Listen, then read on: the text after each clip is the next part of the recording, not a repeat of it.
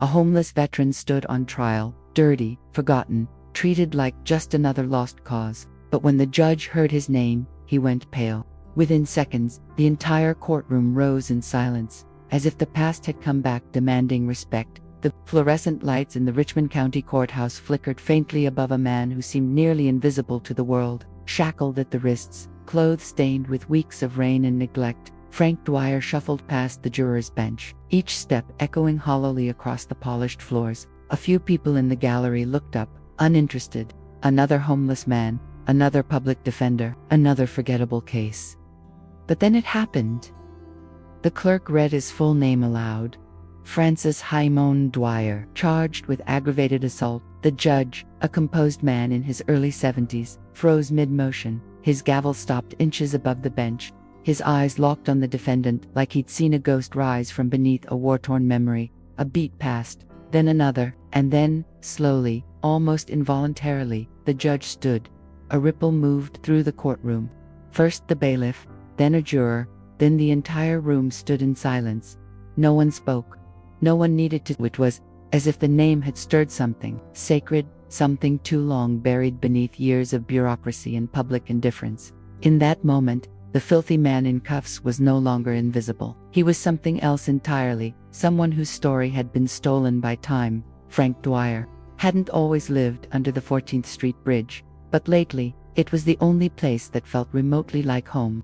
The ground was cold year-round. A patchy quilt of wet cardboard and discarded coats layered beneath his sleeping bag.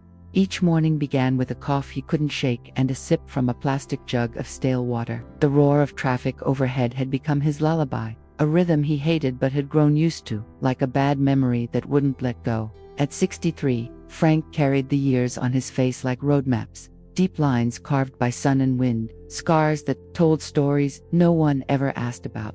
His beard had turned a snowy white, more from exhaustion than age. Most days, he kept to himself. He knew which gas station wouldn't call the cops if he used the restroom. He knew which corner store clerk gave away bruised fruit before tossing it in the dumpster. Survival was a quiet art. Sometimes, people dropped change into his cup. Sometimes, they didn't. He noticed things. The way young professionals avoided eye contact. The way mothers pulled their children closer when passing by. But he didn't blame them. He wouldn't look at him either. Not if he didn't know the whole story. He still wore the same army jacket, tattered, barely holding together, with his last name faded on the patch, Dwyer. A part of him believed it kept him anchored to something real, but mostly, it just made him a target. Last Tuesday, a teenager tried to snatch it off him while he was asleep. Frank didn't say anything. He just gripped the fabric tighter and waited until the footsteps faded away. What finally got him noticed wasn't war, it wasn't decades of service or sacrifice. It was a rusted knife, a startled scream, and one too many sleepless nights. When the cops showed up, they didn't ask questions. Frank was just another angry vagrant with a weapon. But in his mind, he knew the truth. He wasn't trying to hurt anyone, only protect the one thing left he still owned. As they loaded him into the back of the cruiser, cuffed and cold, Frank glanced up at the bridge above. He had no idea that this arrest would unlock memories long buried, not just his, but the judge's too. It started like any other night. The rain had been relentless that week, and Frank's usual dry spot had been overtaken by a group of younger men who traveled in packs and didn't take kindly to sharing space. So he wandered east toward the alley behind the abandoned bus depot, a place he hadn't slept in years. He was wrapping himself in a torn tarp when he heard the voices. Two teenagers, maybe 17, came stumbling down the alley, drunk, off cheap liquor and bravado. One of them kicked over a crate. The other laughed and pointed at Frank. "Look at this old piece of trash," he said. "Bet he smells like a whole war." Frank didn't flinch. He was used to it. But when they got closer, circling him like hyenas, something inside him clicked into gear. Not anger, instinct. A reflex honed in deserts and jungles, not alleys and loading docks. One of the boys reached for his jacket, the same one he'd fought to keep on his back, the same one that reminded him who he used to be. That's when he pulled the knife. It wasn't much, a rusted, folding blade he'd found weeks ago near a construction site. He never meant to use it, only to flash it, a warning, a barrier. But the kid panicked, slipped, and gashed his arm against a jagged pipe. Blood pooled fast. Screaming, followed by the time the cops arrived. The boys were long gone, and all that remained was a terrified man holding a blade and a whole lot of bad optics. Frank tried to explain, but no one listened. He was tackled, handcuffed, and shoved into the back of the cruiser like a sack of regret. The officers didn't ask for details. They didn't check for witnesses. In their eyes, it was open and shut, a homeless man with a weapon, case closed, at the station. He sat through hours of silence. No one looked at him. No one asked why a man with war medals buried in a locker somewhere would end up in a place like this. But when the intake officer finally entered his name into the system, something flickered on the screen, a military file so old it had to be pulled from archive. And that's when the whispering began.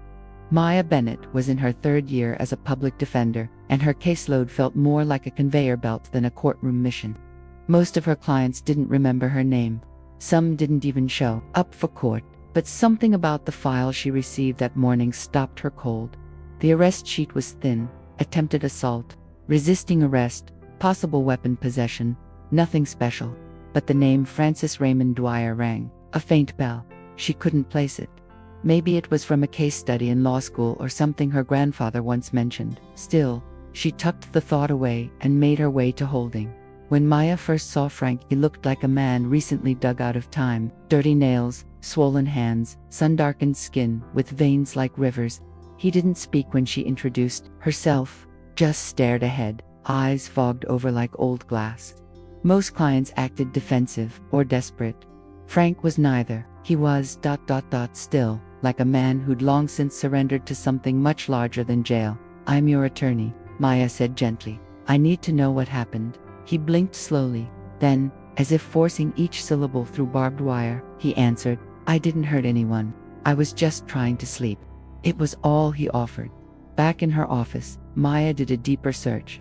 She called in a favor from a contact at Veterans Affairs. When the preliminary results came back, her screen filled with service records, commendations, overseas deployments, and a silver star. That's when her heart sank. This wasn't just some troubled vagrant. This was a decorated veteran. A man who'd once saved lives under enemy fire. A man who, somehow, had vanished into the shadows without anyone noticing. She returned to the holding cell the next morning, more determined than ever. But as she approached, she noticed something odd. The courtroom clerks were whispering, and a bailiff was holding a printed page in his hand, his face pale. "Is that the same Dwyer?" he muttered. Maya leaned in to listen, and heard the name of the judge. Courtroom 3B was never particularly busy, but that morning, there was an unusual energy in the air. Staff moved with quiet urgency, whispering in pairs. Maya noticed it as soon as she arrived with Frank, who walked with the slow stiffness of someone unused to being seen. She held the file tightly against her chest. Inside were photocopies of his military records, medals, deployments, a discharge letter written in clinical military detachment. She had hoped the judge might show leniency with the right framing. What she didn't expect was the moment everything changed with a single sheet of paper. It happened during pretrial scheduling. The clerk, a meticulous woman named Joyce, printed Frank's formal docket and handed it to the bailiff. The bailiff scanned the name, furrowed his brow, and muttered something under his breath. Then he looked up, not at Maya, not at Frank, but toward the judge's chambers. Judge Richard A. Marston was a man known for his rigid demeanor. Vietnam veteran, Harvard Law, a courtroom presence that invited no interruptions. But as he entered and took his seat on the bench, the bailiff stepped forward and whispered something into his ear. Just one sentence. That was all it took. Judge looked down at the docket, then back at Frank. His expression shifted. The stern mask cracked for a moment. He opened his mouth, closed it, then opened it again. This time with a voice uncharacteristically quiet. "Francis Raymond Dwyer?" he asked. Frank didn't speak. He just nodded, eyes locked on the floor.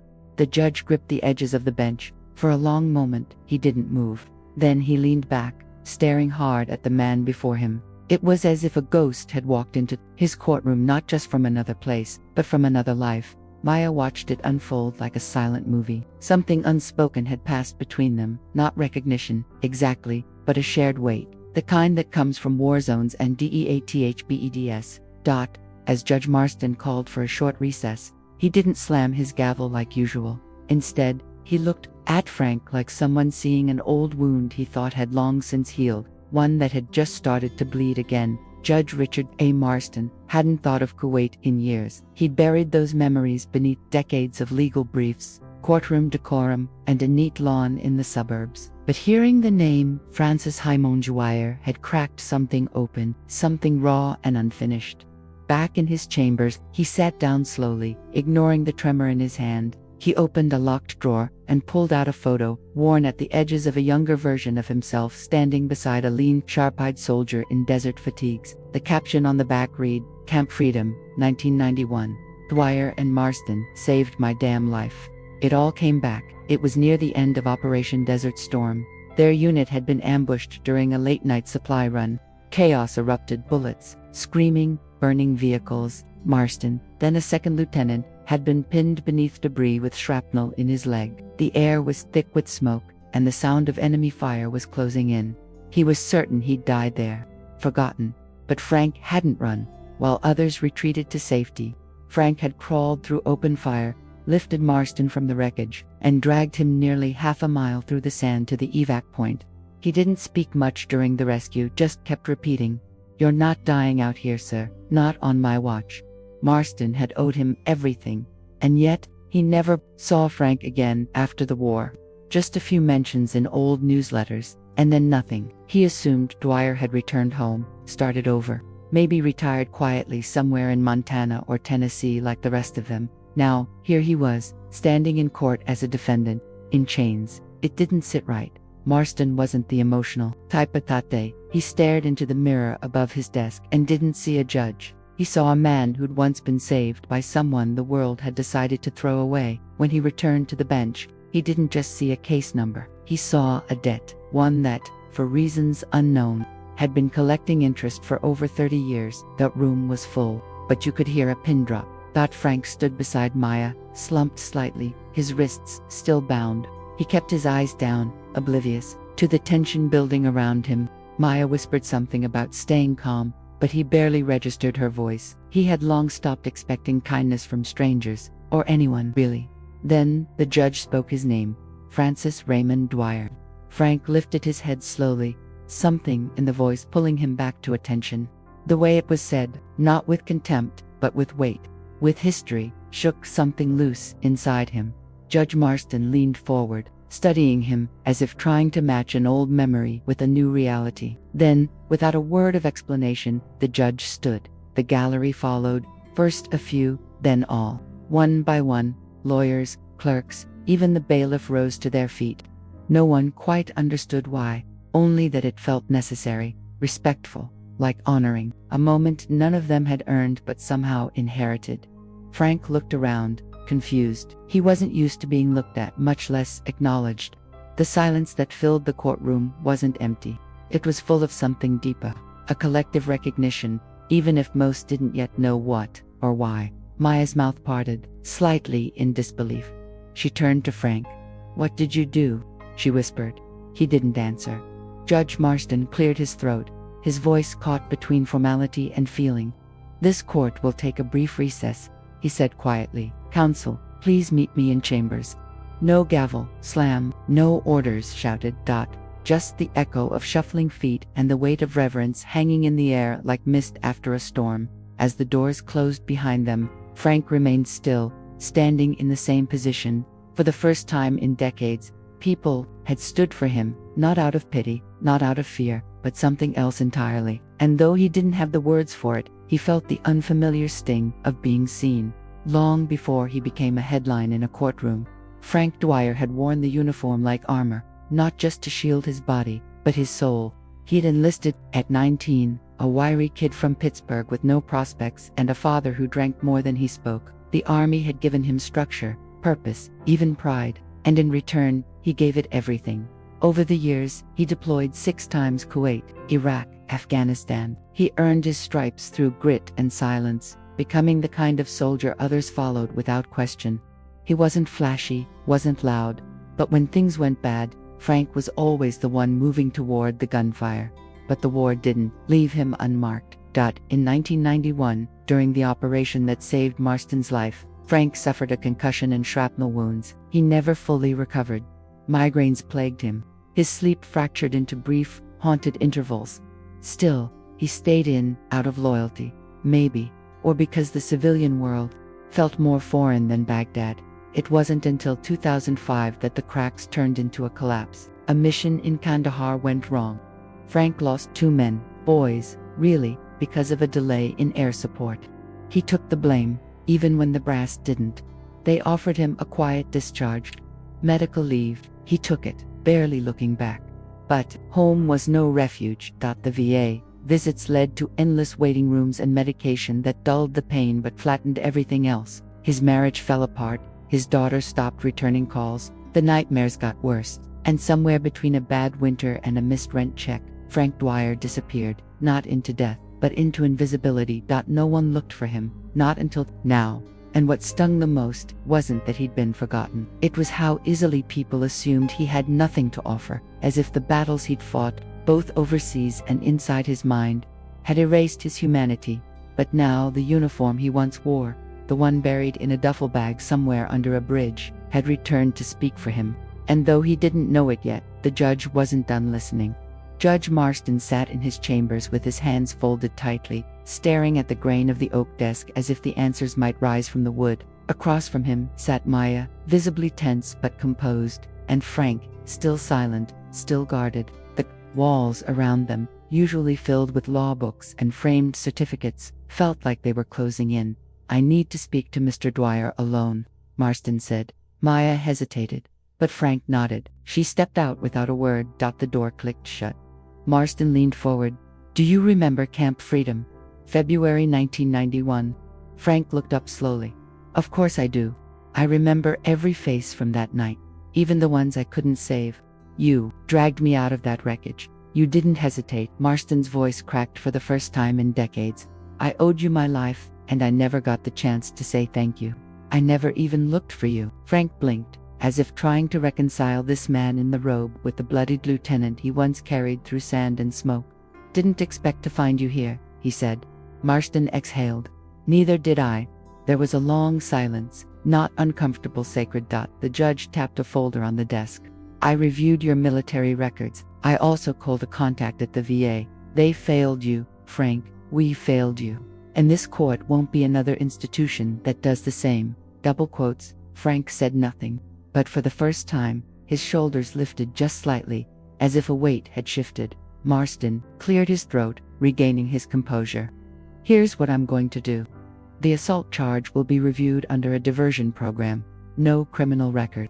Instead, we'll mandate a full VA-supported rehabilitation plan, housing, treatment, and a support coordinator." Frank stared. "Why?" The judge looked him squarely in the eye. "Because you're not a lost cause. You're a hero we buried in bureaucracy. And because I never forgot what you did, even when I forgot to look for you." As Frank left the judge's chambers, escorted not by bailiffs, but by a VA liaison, a few clerks in the hallway stood again. They didn't know the whole story. But somehow, they understood enough, and for the first time in years, Frank stepped into the light, not as a defendant, but as a man reclaiming his name. It wasn't an instant transformation. Frank didn't walk out of that courthouse and suddenly become whole. The scars were still there, the kind no treatment plan or folded flag could erase. But something had shifted, quietly and permanently. For the first time in decades, he had a name again. Not a number. Not a label. A name people stood for.